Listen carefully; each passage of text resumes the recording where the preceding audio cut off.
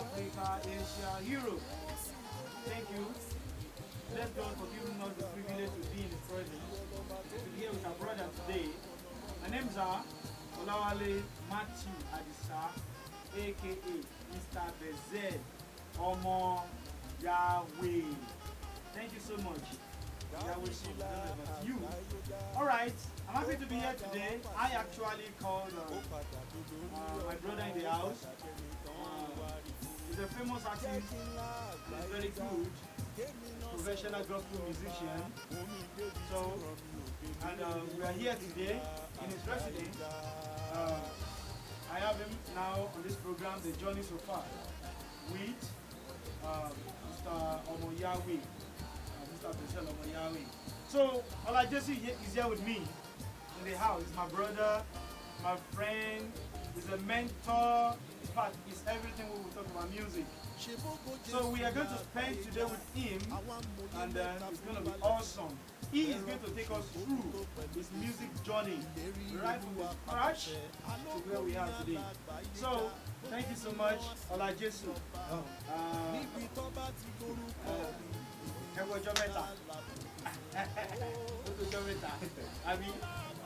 Alright, okay. Alright. Yes, yeah.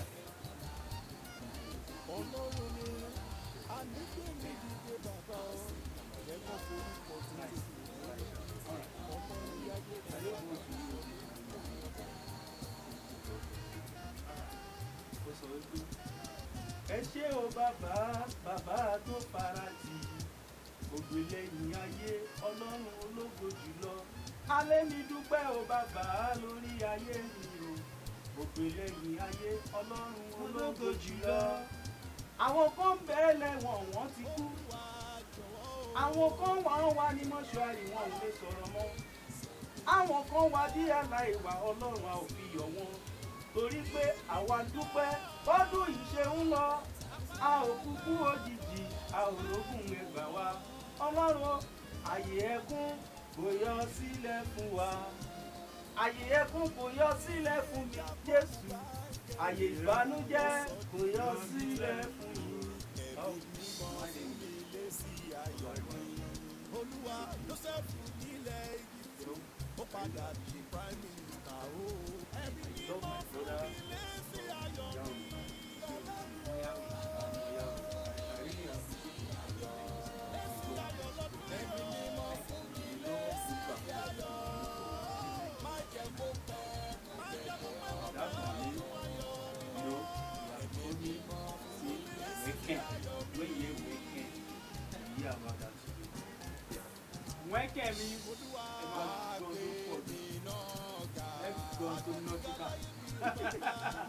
All right. Ola Jesu. Okay. For those who know you already, who have known you for a longer time, and those who are just knowing Ola Jesu for the first time, àwọn èèyàn fẹ́ mọ̀ bẹ́ẹ̀ ṣe bẹ̀rẹ̀ ìrìn àjò orin kankan. Ọdún wo lẹ bẹ̀rẹ̀? Báwo lẹ ṣe bẹ̀rẹ̀? Ní ṣókí àbí ní púpọ̀ bá ṣe wù yí? Ẹ kàn bá mú bẹ́ẹ̀ ṣe bẹ̀rẹ̀ ìrìn àjò yẹn. Àjogúnbá ni. Àjogúnbá inú ẹ̀jẹ̀ ló wà. Wow.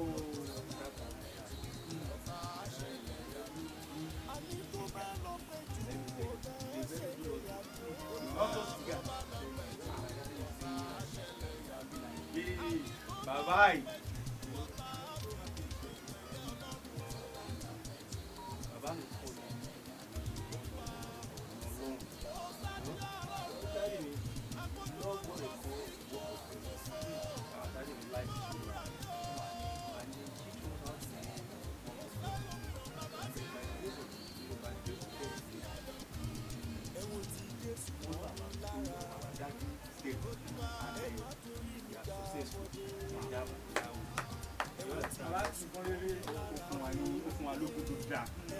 Even now, you know, let me tell you one thing that you don't understand.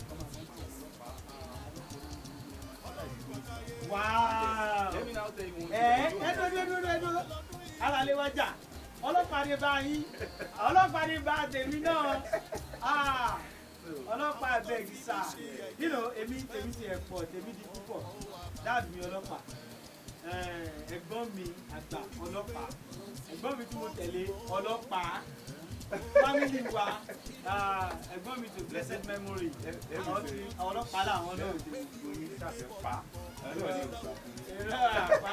àǹjẹ ni ọlọ́pàá ọ̀rẹ́ aráàlú ni wọ́n.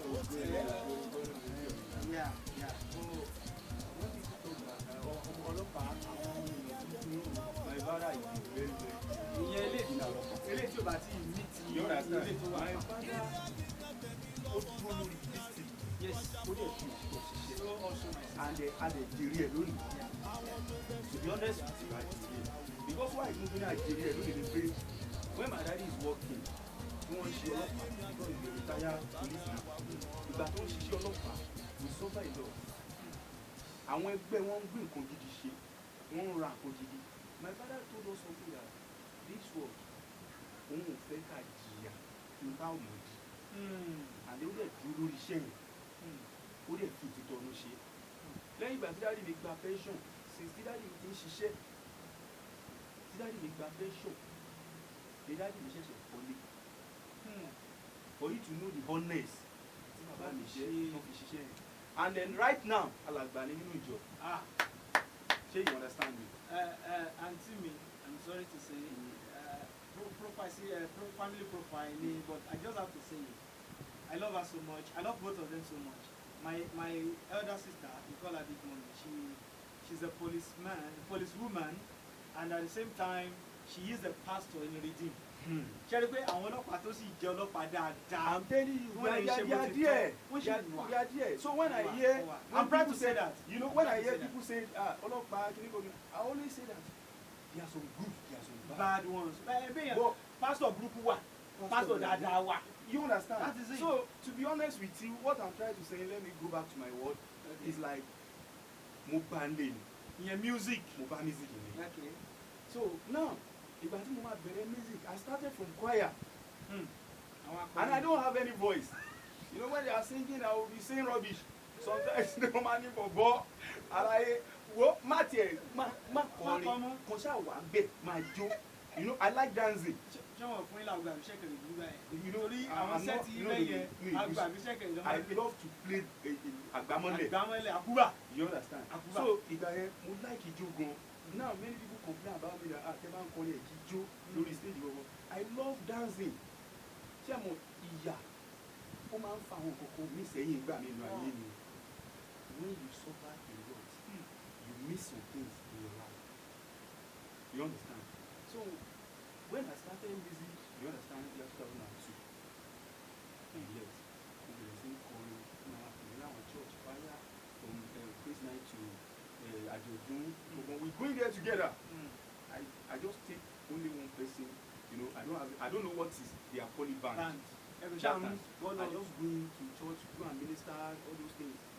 But when it comes to year 2003, my religion she no, I'm going somewhere about this music. You understand? So when I started, we are poor. I'm telling you. Because the reason the community are poor is because àwọn jẹ̀yà for music. Kì í ṣe pé mo jẹ̀yà tí mo ní náà ni pé àwọn kan jẹ̀yà jù mí lọ sà. Kò ṣe pé bóyá mo tí tó nǹkan kan ní music. But what I'm trying to say ni pé tí èèyàn bá jẹ ìyà one day tí ìyà yẹn bá mú mi lára ó máa dàbí kó jẹ ìyà 17 days ni. You don't understand? Yeah. Tí máa ń lọ show àwọn báńdì mi lè sọ náà a máa lọ show àwọn fún wa ní 200 naira 1,000 500 naira. I'm telling you. I will bring because I have a passion for work of God. Màá lọ ṣiṣẹ́ ties. Màá kún èjò màá fi sponsor mọ́tò kàfẹ́ gbé lọ sí ilé show. You don't understand? Màá fi fún àwọn boys lówó pé no, we need to make things. You understand? Mo dẹ̀ ṣe bẹ́ẹ̀. You know, I thank God for today. Today I'm saying it's not like mo ti tó àbí mo ti wà ókè bí mo yẹn fẹ́ because mo ṣe ń béèrè àánú lọ́wọ́ Ọlọ́run àti lọ́wọ́ àwọn èèyàn. You don't understand? You know, iṣẹ́ tí mo ṣe títí tí orin tí mo kọ tí mo bench school fún àwọn ọmọ táwọn ọmọ lọ school tí mo fowó sponsor music. But no, I need to work for God. Sometimes àwọn ọmọ mi ò ní jẹun nínú ilé ọlọ́ ilé dàgbọ́ they will never eat anything. Màá dẹ̀ ní owó lọ́wọ́ torí pé mo fẹ́ lọ sí outing mo fẹ́ lọ kọrin I'm telling you torí pé mo fẹ́ lọ kọrin màá dẹ̀ save owó yẹn ebi dẹ̀ máa pa wá màá dẹ̀ no we need to go to that program because I know there are some people expecting something from me from God. From God. You don't understand. You understand? So and I need to be there. After tabakoni thought I share everything, you don't understand, they will give us 2,000, 3,000. Imagine going to Ikeja, give us 2,000 naira. We are 15 members. And I'm still telling you till now, God is my witness. Once you for me 2,500, once you for me 1,000. Because I can't lie, this is life. Bíbélì sọ pé gbogbo ẹ̀ṣẹ̀ onígbò ẹ̀ṣẹ̀ ni. Yet wọ́n sì ń fún mi ní I'm telling you wọ́n sì ń fún mi ní 2,500 ní èjì tí mo ṣe wà yìí. I'm not tired for work of God because iṣẹ́ Olúwa ni. Bíbélì sọ pé tí èèyàn bá kọ̀ láti má ṣe mọ́ ní òun máa gbókúta lè dìde kò sí nǹkan tọ́nà ò lè lò láti ṣe. So that's why mo jẹ́ kó rẹ̀ mí nínú iṣẹ́ yẹn. I continue doing it. You understand? I appreciate one woman. I'm sorry to say that. Faith. That woman is very, very try for me. And the God will bless her. Ọlọ́run máa gbé dìde ìrànlọ́wọ́ ńlá tó nílò Ọlọ́run máa yọ̀ọ̀dá fún. When the woman met me, you will see the way I'm struggle. I'm telling you, when I explain things for this woman, she will say, wow, kí ló dé? He started to help me. When I'm going to show you, give me some change. He helped me a lot. She helped me a lot. I'm saying it. Woman ẹ ṣe gbùrùgbùrù méje pẹ̀lú àwọn ọ̀nà tó lọ́n lò fún mi. If not because of that, of God, let me say God and that woman, I will not be anything. Because you know, when you are doing something, you don't see somebody encourage you, you will be tired. You will be tired. Yeah. You know when you go to some church, what calling, I've covered 2,000, 3,000, 1,500 with boys. How do you help me? How do you want to share the money? Just tell me. You don't understand. So what I'm trying to say, I continue doing it, and the God continue reward me. Lord, from here. Lord, from here. Okay. You don't understand. We are coming back to that. We are coming back to that. Nǹkan la fẹ́ kẹ́ sáré bá wa mẹ́nubà. Okay. Àti gbọ́ eréfèé torí pé àwọn ọ̀rọ̀ yìí jẹ́ nǹkan tí ó máa tún wọlé wá. A máa wọlé wá fúnra rẹ̀. Àti gbọ́ bẹ́ ṣe bẹ̀rẹ̀ orin.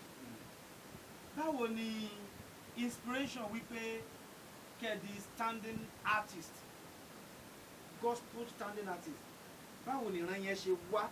Kẹ́ mọ̀ pé ọ̀tọ̀ ni pé èèyàn ní ẹ̀bùn ó ń lo bẹ́ẹ̀ ṣe ń lo káàkiri ẹ̀kan lọ ó kàn dé ẹ̀kan náà ẹ̀kan wò pé no mo ti gba ìbísí because èmi máa ń sọ kinní kan ó tọ́lọ́yàn òun ò bá péyàn sí téèyàn bá yọjú ràn sí yóò dọ̀ràn síyàn lọ́wọ́ ni. Now ẹ fi yé wa pé Ọlọ́run ló pè yín ṣiṣẹ́ yìí torí pé láti ilẹ̀ gan lẹ́bùn passion lẹ́ni àbí torí ó máa ń kọrin gbàgbà pẹ̀lú bílẹ̀ yín gbàgbà lọ so passion lẹ́ni kì í ṣẹ́bùn. Báwo ni iṣẹ́ yìí ẹ̀bùn yẹn ṣe wá dìde báwo lè ṣe gba ìran yẹn tó di wípé ẹ bẹ̀rẹ̀ sí ní ríra yín as gospel artist? Ẹ bá sọ ẹ máa bí nílì sọ wípé ẹ máa gbé ìlú ló sì máa gbé ìlú. Kò sí tí èèyàn bá ti fi Ọlọ́run pè é tí kò ní wà láti lọ lórí ìdókòwò. Yes. I believe in the word of God and I close with the word of God very well. Mo súnmọ́ ọ̀rọ̀ Ọlọ́run. Mo lè súnmọ́ àwọn ènìyàn Ọlọ́run gidi. I'm not talking about fake pastor. I'm talking about authentic who believe in God and serving God. Mo súnmọ́ wọn. And then one thing about this, let me tell you one thing. When you are working for God, you can never lie for God. You can lie for man, you cannot lie for God. Who are you? You don't parọ́ fún ènìyàn. You don't understand. You understand? So the reason this work we are talking about, ministry, aspect of orin, tí mo fi dúró lónìí, tí mo sì dúró lórí ẹ̀, májẹ̀mú Ọlọ́run kì í ṣe májẹ̀mú mi. Májẹ̀mú Ọlọ́run kì í ṣe tiẹ̀. I'm not applying this thing because I want to make it as a business or I want to get something from there. I believe that this work is a work of God. And then when I start with Holy Spirit, and then my continuity today, I'm still working in the Spirit of God. Because anything I want to do in life, I properly pray.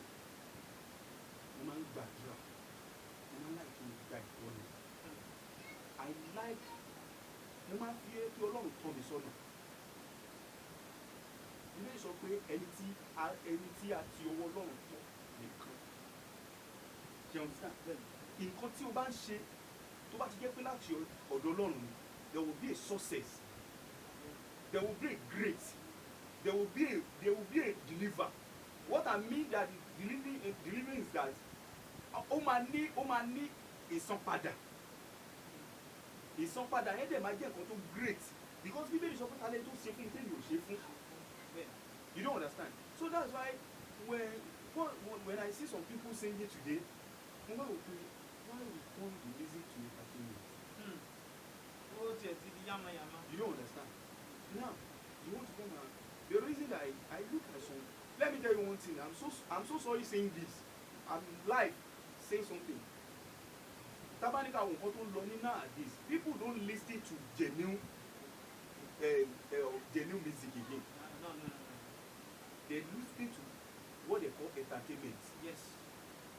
Gospel, gospel, entertainment. So when you don't put entertainment to your music, people will not love it. They will just look at it like look current and it doesn't rain. Sure, you understand? And then when I start this music, let people to go. And they can't check the music in it now. I'm not changed. I still stand on my music. If I'm calling this stage, wedding. They can ask people that come and put me wedding. I'm not the entertainment music. There was a church don't pay me. Sir, I'm not the entertainment. I'm a gospel artist. Since that time on, they are not calling me again because what they want from me won't read. Sure, you understand? Mixing worldly, you understand, and spiritual. Sure, you understand? There was a day Timon calling anywhere they come. Gospel Timon call right. Even Timothy call gospel on them for me revelation. Timothy calling for your wedding on now from the all on them feel on would have so message here for you. Immediately Timon saw him go come about me here. I was like, what that to disconnect people. Sure, you understand? I said no. I don't know how to say it. More, what I know is gospel. So anybody that call me for a program, you have to know what you got to make gospel. I'm not entertainment. Sure, you understand me? You can see me. Some people ask me some question. Let me just type on Timon dress in Facebook. Timon what trinkers no, more one now. I make myself okay. I make myself happy. If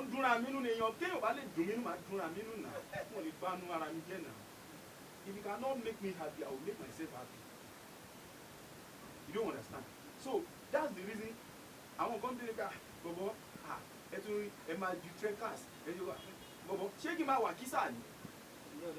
you don't understand? You understand? In tí mo lè ṣe tí mo rí pé o lè bínú ni pé tí bá lọ lo earring. Tí bá dirun. Àbí mo tí orí. But what I'm still doing, I make myself to neat. So I don't use fake life. I use what they call genuine life. Genuine life, original life. Sure, you understand? So bí mo ṣe rí ni mo yẹ sọ̀rọ̀ ara mi. So presently, I'm telling you, ìran mi báyìí ìran mi nínú Kristi ni pé iṣẹ́ tí mò ń ṣe kí n ṣe débi èrè. Ọlọ́run sọ fún mi ní ayé àti ní ọ̀run. Ṣé you understand? Okay. A fẹ́ béèrè kan ní ṣókí. Ntàfẹ́ bá ń sọ lẹ́ni pọ̀ gan-an o. Alright, ìgbà tẹ́ kọ́kọ́ máa kọ orin sílẹ̀, báwo ló ṣe ṣẹlẹ̀ pẹ̀lú yín? Because sharing program táwọn èèyàn yìí ń wò yìí, kò ń ṣe pé a kàn wá interview yín lásán ẹ gẹ̀tẹ̀ ó tá a wá ṣe ni wípé afẹ́kẹ́ wá tan ìmọ́lẹ̀ sí àwọn nǹkan kọ̀ọ̀kan tó ti sọnù nínú gospel because ìgbà tí mo tẹ̀mọ̀ ìgbà tá a jọ sọ̀rọ̀ lórí fóònù tí mo gbọ́ àwọn kankan kan tẹ́ bá mi sọ àwọn kankan mo pé no ayé ní láti gbọ́ ilé yìí kò ń ṣe nǹkan tí tó ní láti wà nípamọ́ síbi kan so afẹ́kẹ́ bá wa àwọn ṣẹ̀dẹ̀ mọ̀ wípé òròmọdìẹ àwọn àkùkọ gàgàrà ló ń ṣe kíni àwọn náà ń wò àwọn top bb gospel artists lónìí ó làwọn upcoming gospel artists ó ní wọ́n ń wò nínú ìmúra ni nínú ìṣeré bí kan tí ọmọ kan tiẹ̀ wà I don't know mi fẹ́ dárúkọ mọ́ ẹ̀ irun tó ń ṣe sórí tó ń pè rẹ̀ ní gospel artist ó múnú bí mi in fact ó lè jẹ́ kí èèyàn máa bì so àwọn nǹkan tẹ fẹ́ tá a fẹ́ kẹ́ ẹ ṣe lénìí fún wa ni wípé lẹ́yìn ìgbà tẹ bá ń sọ ìran ara yín bí Ọlọ́run ṣe bá rí yín rẹ̀ gangan a fẹ́ kẹ́ bá wa sọ fún àwọn ènìyàn kí káwọn ènìyàn mọ ohun tó ti sọnù so ohun tí ẹ má bínú sá ohun tí a fẹ́ béèrè ń gbìn bíi pé ìgbà tẹ́ ọkọ máa kọ orin torí àwọn èèyàn mọ bí ìmísí orin ṣe wọlé báwo gan ló ṣe bẹ̀rẹ̀. nǹkan tó jẹ́ máa tẹnu wọn pé láìpẹ́ ni mo wà àwọn èèyàn ń gbọ́ mi àwọn èèyàn dẹ̀ ń wò mí láì. ṣe rí ẹni tá a fi rán ó yàtọ̀ fẹ́ni tó fi rán ra most of music artists today wọ́n fi rán ra wọn ni a ò fi rán wọn. ṣe rí èèyàn tó bá dẹ̀ fi tá a fi rán kò ní fẹ́ jẹ́ kó jábọ́ èèyàn tó fẹ́ fi tó fi rán ra ẹ̀ á lówó ṣe lù ú because òun ló ní nǹkan. You understand? Lot of people now ẹ bá ní ká wò dáadáa wọ́n lọ ń kọ́ṣẹ́ music well they are going to learn music. Mo tẹ̀lé ọ̀gá mi kan mo lọ sí kinní kan mo lọ sí music school mo ṣe kinní kan. Is it really from God? Something that you collect from God you will never misuse it. Okay. Something that you collect from God tó gbà lọ́wọ́ Ọlọ́run ò lè misuse it. Nǹkan tí n bá wá gbà lọ́wọ́ yín mo lè misuse it because you are woman bí ajọ́ máa sọ̀rọ̀ ni. Bẹ́ẹ̀ni kò tiẹ̀ lè jọjú. You understand? ẹni ìwà gbà lọ́wọ́ yẹn ò ń jọjú. But when you collect something from God you know that this is the value. Originality. You will never ever lose it because you know when you lose it to gain it it will be hard for you. Yeah. Shey you understand me sir? Yeah. So what I'm trying to say about this is that now when I started music inspiration come when I'm praying. When you pray. Yes, when I'm praying. Tí bá ń gbàdúrà mo máa ń gba ìmísí orin.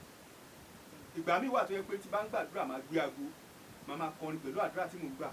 Tí bá ń kọrin orin yẹn máa máa wá nínú àdúrà tí mò ń gbà. Tí bá ń kọ màá rìkọ́dì sórí fóònù. Màá tẹ fóònù rìkọ́dì màá sáré rìkọ́dì. Màá jẹ́ kó wà dáhùn.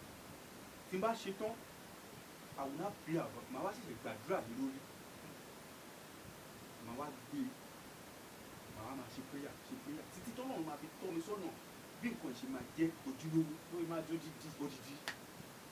So all the revelation tí mo gbà nínú music tí máa ń ṣe prayer I don't just tí bá ń gbàdúrà ni I don't just collect mi ò rí dédé gba ìran orin ní pé bóyá mo jòkó mo ń sọ̀rọ̀ no tí bá ń gbàdúrà tí bá ti lè mú àgbo dání tí mo gbàdúrà ibi tí mo ti kọrin ibi sí ìmọ̀ wa.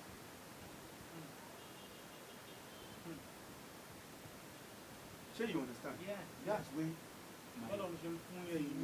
yes. So now you now ẹ measure ọ̀rọ̀ kan ẹni pé ẹ fẹ́ kí n tàn mọ́lẹ̀ sí original àti fake àwọn èèyàn lónìí. There was a day tí mo lọ kọrin nìkan tí mo ṣe wá ń kọrin lọ mo wá ń kọrin orin tí mo wá ń kọ àwọn èèyàn wá wò pé. Please, we are taking a short for a moment. All right, welcome back, everybody. Thank you so much. This is the second part of the program, live interview with Ola Jesu from Yahweh Based TV.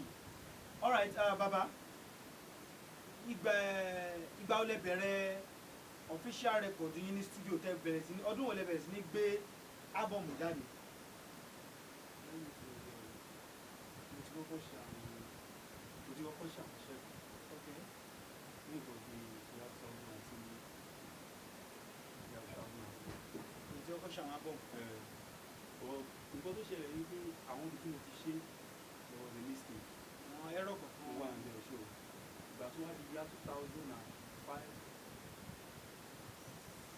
yóò lè ká yìí 7, 8, 9 gbogbo àìmọ̀ ṣe wà lẹ́gbẹ̀ẹ́ tí mo fẹ́ ẹgbẹ́ tún wọn ṣe. ìrẹ̀ sí much agbára owó.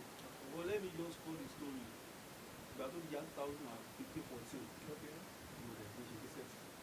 orin wo ni orin àkọ́kọ́ tí ẹ kọ́kọ́ gbé jáde orí tí wọ́n kọ́kọ́ jáde. orí tí wọ́n kọ́ gbé jáde àdáhà orin yẹn ni wọ́n la àgbáyé já.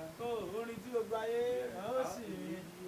so ẹ̀yin ni ẹ kọrin wọn làgbáyé já ẹ̀yin ni ẹ kọ wọn làgbáyé já ẹ dúró púpọ̀ nú àwọn èèyàn òun ẹni tó kọrin wọn làgbáyé já àwọn èèyàn oníkálukú máa ń sọ tiẹ̀ tí máa lọ sí lọ́dọ̀ àwọn pastors mi fún interview fún program tí mo lọ cover ìfẹ́ màmá rẹ táwọn pastor máa ń sọ wọn làgbáyé já ọmọ àwọn ló kọ olórin yẹn àwọn ọmọ mo fẹ́ kẹ́ ẹ sọ fún ayé báwo gangan lórí yẹn because ṣàṣà ní church tí wọn ò ti mọ orin yìí ṣàṣà ní program tí wọn ò ti ń lò ẹ bá wa sọ kí ayé gbọ́ ta ló ní orin wọn ò la àgbáyé já a lè fẹ́ kẹ́ ẹ bá wa kọ́ jáde fún wọn. ó ní n ó la àgbáyé já a ó sìn mí bí ọba n ó débi tí ràn mí ò dé ní rere n ó la àgbáyé já alẹ́ mi yóò la àgbáyé já ọlọ́run a ó sìn mí bí ọba n ó débi tí ràn mí ò dé ní rere n ó la àgbáyé já. ìgbà tí mo gba revelation mi yẹn èmi àti èèyàn mi kan lájọ jáde pastor ẹ bá mi bí ọkọ pastor pastor Adémọ́lá.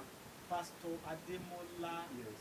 lórúkọ church mi má bínú káyé mọ bí kéèsì yẹn gẹ́gẹ́ ṣe wáyé. reason tí mo fi rí olóńgbé orí church mo wà lọ. pastor Adémọ́lá so ṣe Christ Anointed Apostolic Church Yes. àbí. Yes. Ah. So àjọ jáde lọ sí program kan there was a pastor singing the inspiration had come to me. Wow. mo wá bẹ̀rẹ̀ sí kọrin mo ń kọrin yẹn mo ń sunkún. You understand? mo ń kọrin yẹn mo ń sunkún because I was so touched nínú preaching man lọ́jọ́ yẹn ọwọ́ kan kàn mí ó yàtọ̀ I feel the Holy Spirit in me but something is happening in my body I was delivered from something. You understand? So bí mo ṣe bẹ̀rẹ̀ sí kọrin yẹn immediately I done with the program mo lọ sọ́dọ̀ pastor talk to the man of God preaching he said I should go and pastor yẹn jẹ́ pastor Kẹ́hìndé olùgbé náà làwọn náà wọ Baptist Church wọ́n ní ọlá Jésù lọ sí orin orin jáde ìjẹ́káyé gbọ́ kó bò fún and I started to make arrangement to na album ọlọ́run yẹn gbà fún mi they may not know who God is Lizzy wọ́n lè má mẹ́rin tó kọ orin yẹn wọ́n lè má mọ̀ ta lẹ́ni tó kọ ó máa ń ṣẹlẹ̀ bẹ́ẹ̀ a lè fún wọn ràn ká fún mi ràn ká pẹ́ ni ràn ìran ó máa ń orin it's just like when somebody give you something that you don't know the value they will take it from you to another person Okay. You understand and ìgbà tí mo bẹ̀rẹ̀ sí kọrin yẹn tí mo kọrin yẹn ọlọ́run ló gbà fún mi many people you know mo ṣe advertise ẹ̀ mo ya fídíò ẹ̀ bí mo ṣe ṣe tán mo sáré ya fídíò track wọn làgbáyé gáà yẹn mo post ẹ̀ sí Facebook Instagram everybody read you understand and when you come to time tí àwọn èèyàn bẹ̀rẹ̀ sí ní sọ fún mi pé ẹ̀yàn kan ló pé èèyàn kan mi nídìí láti jà iṣẹ́ olúwa ni kì í ṣe iṣẹ́ èèyàn náà it's a work of God so everybody can get the revelation I believe in that èmi ni pé tọ́lọ́run bá lóun ti dé ó ti dé nìyí you understand so ìgbà yẹn mo tún lọ sọ́dọ̀ melody láàrin melody ọ̀gá mi ló bá wọn àjọṣepọ̀ lábò ní again ẹtún remix again àtún remix you know ọlọ́run dẹ̀ tún ṣe ó tún gbà ọlọ́run tún gbà all right so my belief is that ọlọ́run ló ṣàmì òun so from there first album me is Abundant Grace. Abundant Grace. Yeah. The second one is Breakthrough. Abundant Grace Breakthrough. And I have about 8 tracks. Nínú second album. First album. Okay. Second album I have about 10 tracks. I probably use 6 tracks of it. Okay. You understand? So and there are so many tracks tí mo ní tí o tẹ̀ sínú album náà tí mo ti ṣe tó jẹ́ hit single tó jẹ́ singles. You understand? So bí iṣẹ́ yẹn bó ṣe ń lọ nìyẹn. bó ṣe ń lọ nìyẹn. So present now 2 records ni mo ní, 2 albums. 2 albums ni mo ní. Breakthrough at And Abundance. at Abundance. Alright. Abundance is the first one, Breakthrough is the second one. Alright. Àwọn méjì. Okay.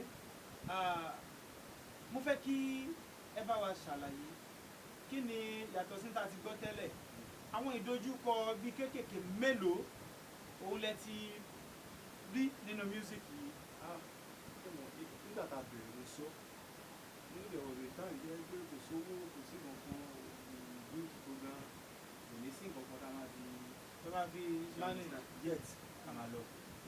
Because we know how they look too, because we work on God. I really iṣẹ́ olúwa ni iṣẹ́ tó wọ̀n ní bèbè sí ìlú tó bí amòye ojú àti òwe, you understand? So, and I believe in God. Okay. So àwọn ìdojúkọ pọ̀ lọ́la.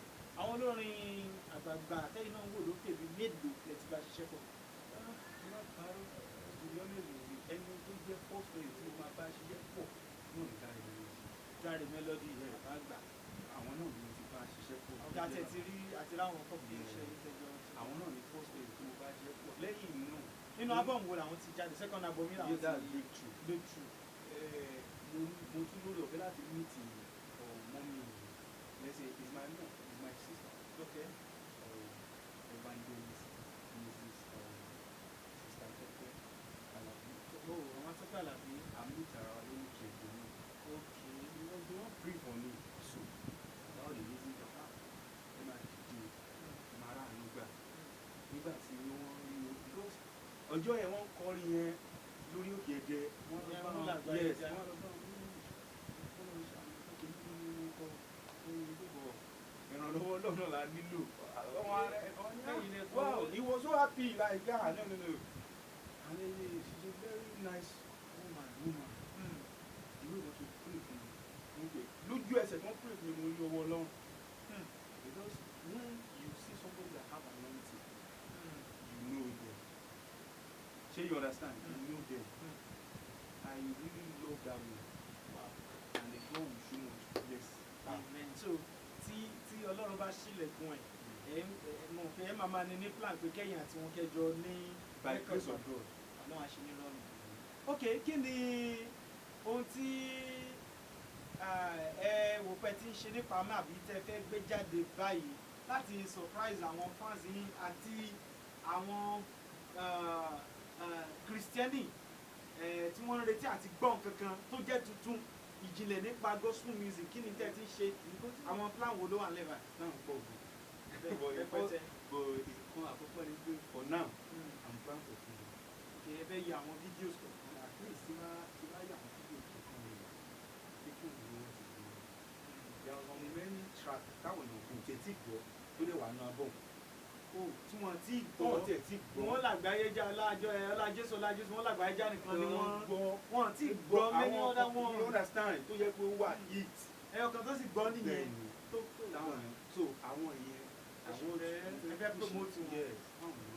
All right. Ẹ má bínú ẹ jọ̀ọ́ kí ni àwọn nǹkan tẹ́yìn náà ṣe mọ̀ pé tẹ́yìn fẹ́ fáwọn fans yìí nìyẹn kí ni nǹkan tẹ́yìn náà expect kí àwọn fans yìí náà kan ṣe fẹ́ yìí náà àbí as a musician as an artist. nǹkan tí mo fẹ́ lọ mú pọ̀ tẹ́yìn fẹ́ pọ̀ ó pọ̀ gan-an bí àdúrà pọ̀ owó ni àdúrà tá a gbà God bless you God will increase you àti gbọ́ àbí God dey increase you but we need money bíbélì sọ pé owó ni down sí kẹ́yìn rere ohun gbogbo owó ni down sí ohun gbogbo owó ni ẹgbẹ́ àkùnrin lọ money has fed all things. wọ́n ti ọmọ pásítọ̀ wọlé sí àtìmọ́lé olóhùn lórí òkè lọ gbà ó. ilé jáde sórí òkè ló fẹ́ san bí. ọlọ́run tó gbé pétérù jáde kó ló ti wá gbé jáde. mi ní kò lè gbé jáde. ẹ máa ń miss quote mi sa I'm live like this ẹ máa ń miss quote mi. But what I'm trying to say is this when there is no effort there is no vision. Yes, you are right. When there's no effort, there's no vision. You are right, sir. You may have vision. When you don't see somebody that will back your vision, you are just empty. Yeah. You understand me? Yes. So you need somebody that will back it. Yes. You don't understand? Yes. I said something that time. mo ní mo ti wà nínú music from year 2000 till now ó yẹ kí ti jù báyìí lọ because there's no helper. There was a day tí mo call online pé please I need somebody that will help me on my boss tí mo fẹ́ get ìkọ̀kan nobody answer me no réyàn message mi pé no. èmi tiẹ̀ mo rí God will do it mo rí God will answer your prayer brother. Everybody was they are just running because nobody want to help my brother. Okay. You don't understand. There was a day I just wake up that I want to do video mo type person online I need help bro this thing nobody answered the message. There was God bless you God will increase you. You don't understand when there are so many people as that they have that vision but there's no helper. So I'm really beg you all my advance and the people they love me and they really love my music. I want you to feel along lára because it's not me that they love it's Jesus. You understand? So please and please help me. I need help. I can't lie for you people. Mo need ìrànlọ́wọ́ gan. Mo need ìrànlọ́wọ́ pa ni. You can see where I am here. Nínú yàrá mi mo wà níbi tí mo ti ń ṣe tọ́tí wá ṣe interview mi báyìí kó wà ní ó níbi tó yẹ ká wà ó yẹ kí n lọ bó ṣe pè mí yẹn because I need help please bàbá mi màmá mi àǹtí mi ọlọ́ọ̀lẹ́dà bẹ́ẹ̀ bá fi owó ràn mí lọ́wọ́ ayé inú mi bàjẹ́ ẹ̀ẹ́dẹ̀ dààmú ọlọ́mọ nídìí mi. all right ọ̀rọ̀ má dàbí pé n tó ń dọ ẹnìkan lẹ́nìkan fi ń ṣẹ̀lú yeah actually èmi náà mọ̀ tí artist in pass through ní industry mo dẹ̀ mọ̀ wípé in fact orin wọn làgbáyé já ọjọ́ tí mo kọ́kọ́ máa gbọ́ orin Ìbàdàn mo ti gbọ́ woman yẹn Kẹ́hìndé Akínwálé or something òun ló kọrin yẹn ó lọ́lọ́run fún òun lórin yẹn mọ́júmọ́ èmi àtọ̀rẹ́ mi adẹ̀ ti meet nígbà yẹn that's my friend àwọn tá para wa wípé no this woman is lying torí pé exactly bẹ́ẹ̀ ṣe kọ́ ó lóun gbà mí sí mo ní àwọn èèyàn máa ń pa kíṣà lọ màmá ẹ má bínú ẹjọ́ I'm just so sorry I'm just doing my job here but àwọn mọ̀ wípé orin yìí ti circulate ó ti go round pé Ọlá Jésù ló kọrin yìí báwo lẹni ṣe máa sọ wípé òun lórúkọ you see ohun tó bà gospel music jẹ́ nìyẹn ẹ lè ever gbọ́ wípé hip hop artist kan kan orin kan anyway everybody máa share together. No, anyway ìgbà tí kò sí ìjọ fún hip hop artist lẹ́yìn hòtẹ́ẹ̀lì dẹ̀ ni wọ́n ti ní choir mẹ́ so kò lè jẹ́ kí orin wọn yẹn kí copyright kó má ní value churches today kò ń jẹ́ kí orin artist kò ní bẹ́ẹ̀ ní value why because you have to download their music before you hear you as a hip hop artist but gospel artist tó bá ti ṣe orin yẹn jáde táwọn choir bá ti gbà báyìí tó ti lọ ó circulate forever nìyẹn tó bá ti lè kọ́ bì kan tó rin yẹn dùn tó ti make wave báyìí ó ti tán náà nìyẹn you know ó jẹ́ nǹkan tí ó ń dunni tó dẹ̀ tó ń káyàn lára kò ń jẹ́ kí iṣẹ́ gospel artist kò ń jẹ́ kó tètè yọ hip hop artist ó máa release just 2 track and they one make it. in fact 1 track he don sell ó máa make it you see he is recording 2nd album mo ti lẹ́yìn tó record 8 album ọlọ́run jẹ́ kí ti rí bẹ́ẹ̀ 8 album wọn àti gbọ́ ó dẹ̀ ń tiraka ó dẹ̀ ń sanwó section ní studio ó san producer ó ṣe everything ó ya fídíò mo ti láwọn tó jẹ́ pé wọ́n ti di customer CRTV music board they pay money every time àti every time sanwó but effort yẹn ò jáde please in fact I would say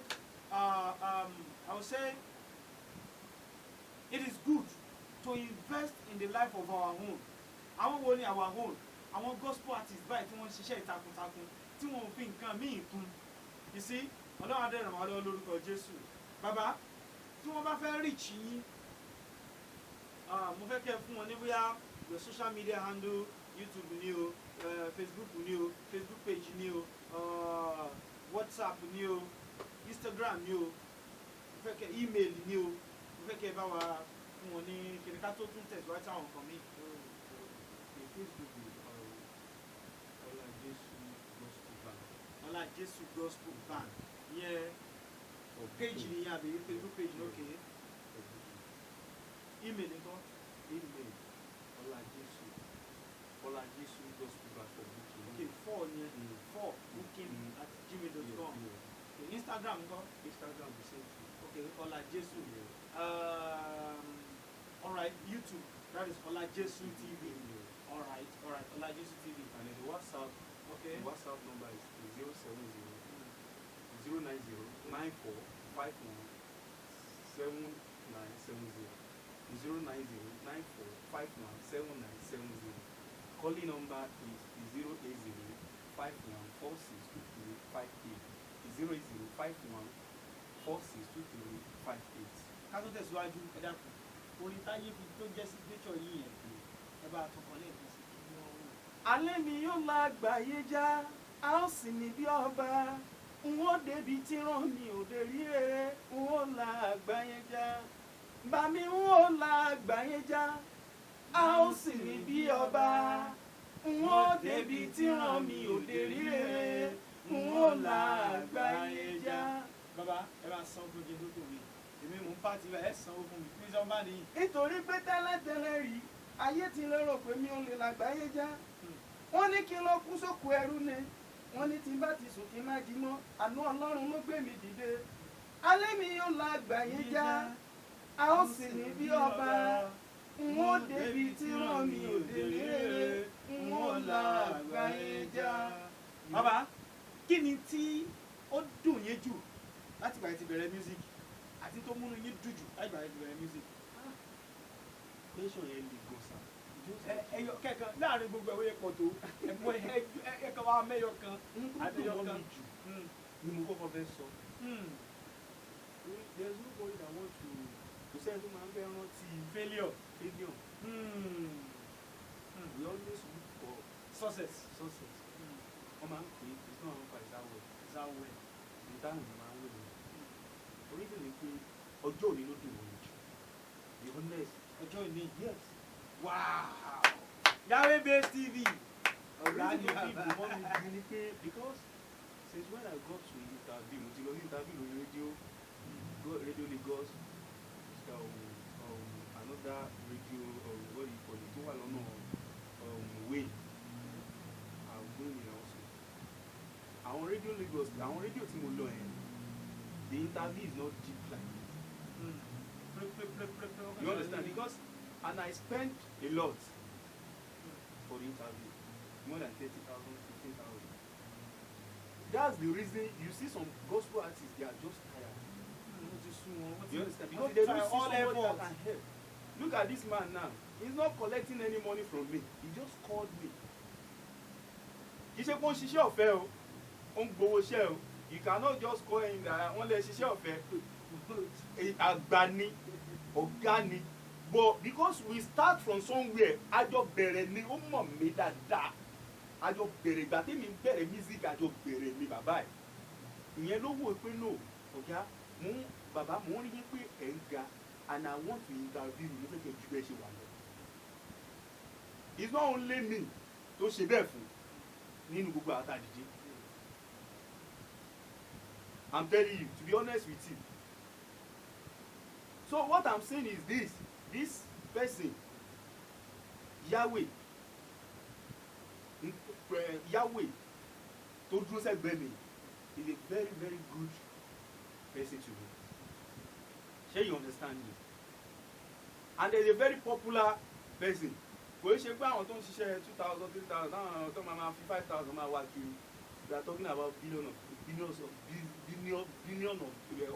naira.